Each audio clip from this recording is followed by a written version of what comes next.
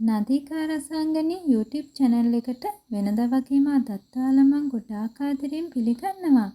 අද මම ඔයාලට කොස්සට වලින් කට්ලට් එකක් හදන හැටි තමයි කියලා දෙන්නේ. මම මේකට තනිකරම කොස්සට දාලා හදන්නේ.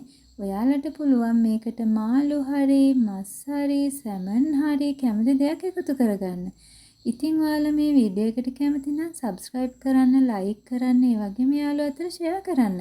ළඟම තියෙන bell icon එකත් click කරලා තියාගන්න.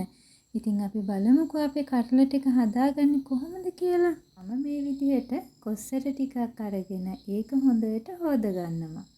හොදගෙන මම කුඩා මුට්ටියක් අරගෙන ඒකට කොස්සට ටික දාලා ලුණු ටිකක් දාලා ඊට පස්සේ කොස්සට ටික හොඳට වහලා තමයි තඹගන්නේ. ඔයාලට මේ කොස්සට ටික පොත්ත ඉවත් කරගෙන හදාගන්නත් පුළුවන්. මම පොත්තත් එක්කම තමයි තඹගන්නේ. ඒ තැඹුණාට පස්සේ මම පීයකින් දෙකට කපලා පොත්ත ඉවත් කරගන්නවා. ඒ වීඩියෝ එක මට ඔයාලට දාන්න බැරි වුණා. ඒකයි මම ඒක කිව්වේ. ඒකත් හරි පහසුයි. දැන් අපි ලුණු ටිකත් එකතු කරගෙන අපේ කොස්සට ටික අපි තඹගමු. දැන් මේ තැඹුණු කොස්සට ටික අපි මෙන්න මේ විදියට හැන්දක් අරගෙන ඉවත් කරගෙන ඒක නිවුණට පස්සේ පීයක් අරගෙන දෙකට කපලා සුද්ධ කරගෙන මෙන්න මේ විදියට බ්ලෙන්ඩ් කරගන්නවා. දැන් අපි මේ බ්ලෙන්ඩ් කරගත්තු අපේ කොස්සට ටිකට මම ලුණු, අමු මිරිස්, ඉඟුරු සුදුලුණු පේස්ට් එකක් මෙන්න මේ විදියට තලලා ඊට පස්සේ මම ගම්මිරිස් කුඩු ටිකක් ලුණු කුඩු චුට්ටක් අවශ්‍ය තරමට එකතු කරගන්නවා. දැන් අපි මේ සියල්ලම මෙන්න මේ විදිහට හොඳින් අනා ගන්න ඕනේ.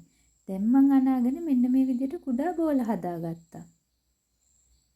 දැන් මේ හදාගත්තු බෝල ටික අපි මේ වගේ පිටි මිශ්‍රණයක් දියාරු පිටි මිශ්‍රණයක් හදාගෙන ඒකට දාලා අපි ඒකෙන් අරගෙන බිස්කට් කුඩු වල තවර ගන්න ඕනේ. මෙන්න මේ විදිහට මම නම් ගෑරුප්පුවකින් තමයි කරන්නේ. ඔයාලට කැමති ආකාරයෙන් ඒක කරන්න.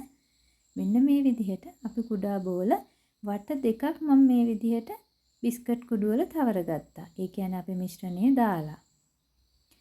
දැන් මේම තෙල් එක රත් වෙන ලිපේ තියලා අපි හදාගත්තු කුඩා බෝල අපි මේ විදිහට තෙල් එකට දාලා බෙද ගන්නවා. මේක හරියම රස කට්ලට් එකක්. ඉතින් ඔයාලත් හදලා රස බලන්න. ගොඩක්ම රසයි. මේක මෙන්න මේ විදිහට තමයි තියෙන්නේ. ඉතින් ඔයාලා මේ වීඩියෝ එක නරඹුවට ගොඩාක් ස්තුතියි. නැවතත් මෙවැනි වීඩියෝ එකකින් හමු වෙමු. යහපත් හෙට දවසක්.